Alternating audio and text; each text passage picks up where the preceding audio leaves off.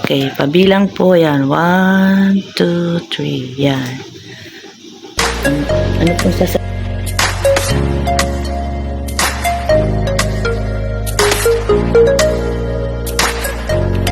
Magbablog. Mali pala ganyan. Yan po si Kamandi Vlogger. Ano pangalan na inyong ano? Arman Plaza, YouTube channel. Yon. Panoorin niyo po ang kanilang YouTube channel. Subscribe. Hello. Kamusta? Bakit naman? Tingnan, nakapagpagawa kayo ng bahay. Na. Maghapon ka ng ganyan?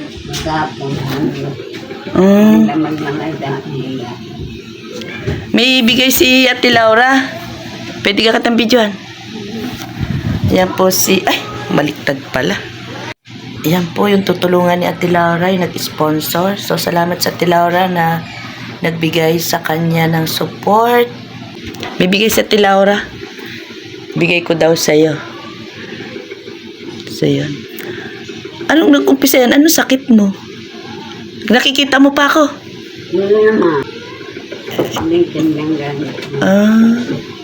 Saan ka natumba? Ba't hindi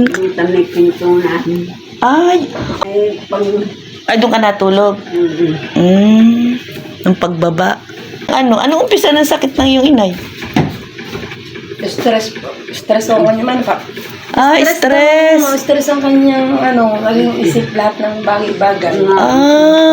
Stress. Kayo pala yung ganyan. Pag pinapadyan ka po siya, wala naman. Mga normal naman, mga examen. Bakit nyo naman iniisip na ganun? Pero sana magaling din mag-isip. Maisip, lahat na. Pati, yung mga bayarin nila, tubig, pinaproblema pa niya. Napuputol daw. Lahat ganyan. Ayan naman pala. Nagkakasama nila dito? Sa Edik lang. Dahil mo sila tata.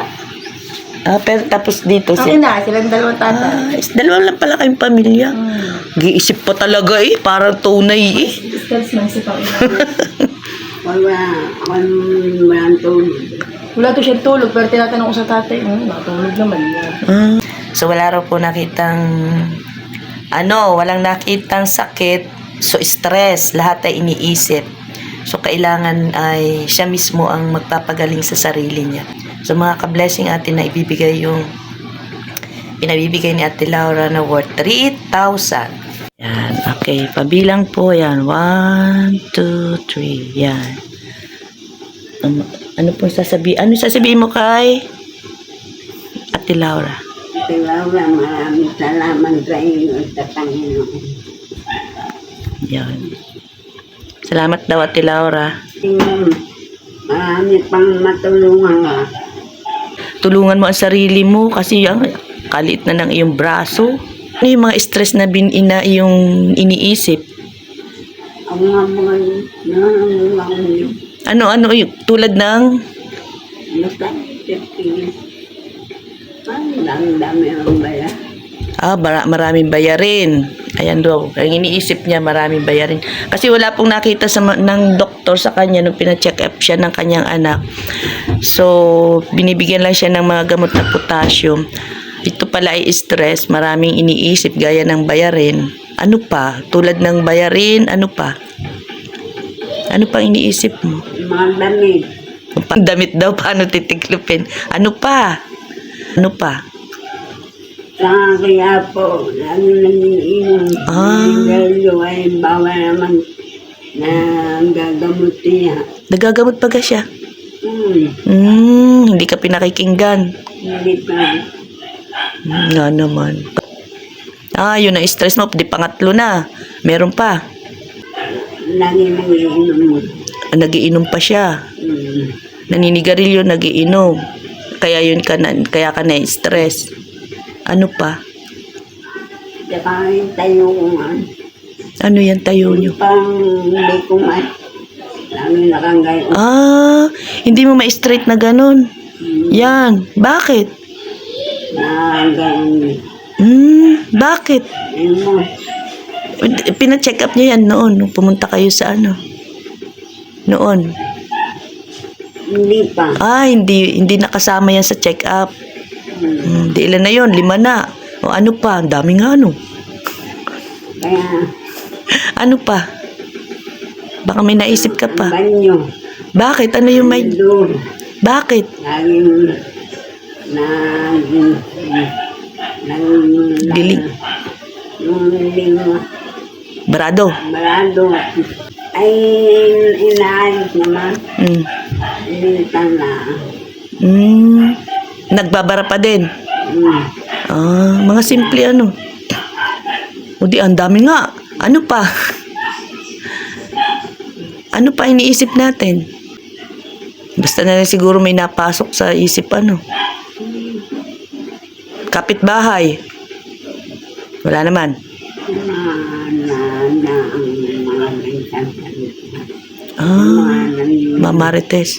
Mamarites. Ba't minamarites ka ga? Hindi, yung bang Maingay.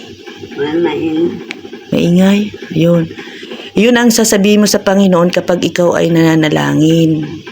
Para mawala. Sasabihin mo yun ng salita mo. Sabihin mo, Panginoon, yung bayarin ko, iniisip ko, yung tiklupin ko, lahat yung sasabihin mo sa Panginoon para ma-release mo yung sarili mo, para makarecover ka unti-unti.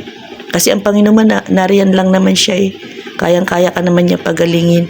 Kaya lang minsan nagiging alipin tayo sa mga iniisip natin.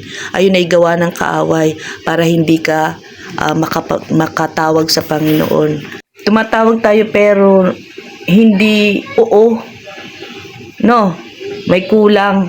Kaya ang gusto ng Panginoon, kung tatawag tayo sa Kanya, dapat meron tayong pananampalataya na kayang gawin ng Diyos na lahat ng bagay. Kasi yung mga ibon niya, kaya niyang pakainin, tayo pa kaya. Sabi niya, Ako hirap manalangin. Yung parang hindi ko alam kung paano manalangin. ang panalangin kasi yung galing sa puso. Alimbawa, sabi mo, Panginoon, ang dami namin bayarin.